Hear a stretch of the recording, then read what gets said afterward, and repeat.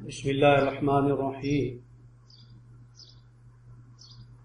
اللہ رب العزت نے قرآن مقدس میں ارشاد فرمایا ہے، یرید اللہ بکم اليسر ولا یرید بکم العسر۔ اللہ رب العزت اے ایمان والو تمہارے ساتھ آسانی والا معاملہ فرماتے ہیں اور سختی والا معاملہ نہیں چاہتے۔ یہ رمضان المبارک کی فضیلت کے بارے میں آیت کریمہ جو ہے اس کے الفاظ ہی ہیں۔ تو آج کے مسائل جو ہیں وہ مفسدات روزہ، یعنی ایسے اعمال ہیں، ایسے افعال ہیں جن کے کرنے سے روزہ ٹوٹ جاتا ہے۔ مفسدات روزہ جسے کہتے ہیں، روزے کو توڑنے والی چیزیں جو ہیں ان کے بارے میں آج کے مسائل ہیں۔ نمبر 1، کھانے یا پینے یا وظیفہ زوجیت ادا کرنے سے روزہ ٹوٹ جاتا ہے جب کہ آدمی کو اپنا روزہ یاد ہو۔ اسی طرح حقہ پینے، سگریٹ پینے یا سگار لینے سے بھی روزہ ٹوٹ جاتا ہے۔ پان کھانے یا صرف تمباکو کھانے سے بھی روزہ ٹوٹ جاتا ہے۔ شکر وغیرہ یا کوئی ایسی چیز جو منہ میں آدمی رکھے اور وہ منہ میں ہی گھل جائے اور وہ گھلی ہوئی چیز جو ہے وہ تھوک کے ساتھ نگل لے تو اس سے روزہ ٹوٹ جائے گا۔ دانتوں کے درمیان کوئی چیز چنے کے برابر تھی، اسے آدمی نے کھا لیا تو اس کا روزہ جو ہے وہ ٹوٹ جائے گا۔ اسی طرح دانتوں سے خون نکل آیا اور وہ حلق سے نیچے اتر گیا اور اس کا ذائقہ بھی حلق کے اندر آ رہا ہے تو ایسی حالت میں بھی آدمی کا روزہ ٹوٹ جائے گا۔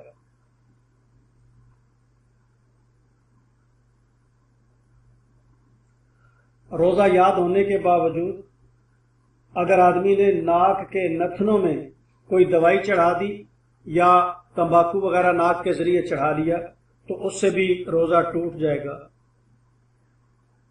پیٹ یا دماغ میں، سر میں کوئی اتنا گہرا زخم تھا، اس میں دوائی ڈالی جو پیٹ کے اندر چلی گئی تو اس سے بھی روزہ ٹوٹ جائے گا۔ کلی کر رہے تھے اور بغیر ارادے کے پانی حلق کے اندر چلا گیا تو اس سے بھی روزہ ٹوٹ جائے گا۔ یا اسی طرح اگر ناک میں پانی چڑھایا اور وہ دماغ تک چڑھ گیا ہے تو بھی اس آدمی کا روزہ جو ہے وہ ٹوٹ جائے گا۔ بعض آدمیوں کو عادت ہوتی ہے کہ وہ سونے کی حالت میں بھی اٹھ کر چلتے پھرتے ہیں یا کھا پی لیتے ہیں۔ تو کسی آدمی نے اگر سونے کی حالت میں کھا لیا یا کچھ پی لیا تو اس آدمی کا روزہ بھی ٹوٹ جائے گا۔ اسی طرح سوتے کی حالت میں اگر آدمی کا منہ کھلا تھا، بارش کے قطرے اس کے حلق میں چلے گئے تو بھی اس کا روزہ جو ہے وہ ٹوٹ جائے گا۔ اگر کسی دوسرے آدمی کی تھوک جو ہے روزے کی حالت میں اسے نگل لیا تو بھی آدمی کا روزہ جو ہے وہ ٹوٹ جائے گا۔ منہ کے اندر رنگین قسم کے دھاگے جو ہیں وہ ڈالے ہیں اور ان دھاگوں کا رنگ جو ہے وہ تھوک کے ساتھ شامل ہو گیا اور اس تھوک کو نگل لیا تو بھی روزہ جو ہے وہ ٹوٹ جائے گا۔ آنسو بہہ کر اگر منہ میں چلے جائے اور انہیں نگل لیا، اگر ایک آدھ قطرہ ہے تو اس سے روزہ نہیں ٹوٹے گا، لیکن اگر زیادہ مقدار ہے اور اس کی نمکینی جو ہے وہ پورے منہ میں محسوس ہو رہی ہے تو اس حالت میں بھی آدمی کا روزہ ٹوٹ جائے گا۔ اسی طرح اگر روزے کی حالت میں جان بوجھ کر قے کی ہے، روزے کی حالت میں جان بوجھ کر اگر اس آدمی نے قے کی ہے اور قے بھی بہت زیادہ ہے تو اس حالت میں بھی آدمی کا روزہ جو ہے وہ ٹوٹ جائے گا۔ جان بوجھ کر قے کی ہے اور قے بھی زیادہ ہے تو اس حالت میں بھی آدمی کا روزہ جو ہے وہ ٹوٹ جائے گا۔ یہ چند ایک مسائل جو روزے کے متعلق ہیں کہ ایسے افعال یا ایسے اعمال جن سے روزہ ٹوٹ جاتا ہے، ان میں سے کچھ ایسے ہیں کہ جن پر صرف قضا ہے اور کچھ ایسے ہیں کہ جن پر قضا بھی ہے اور کفارہ بھی ہے۔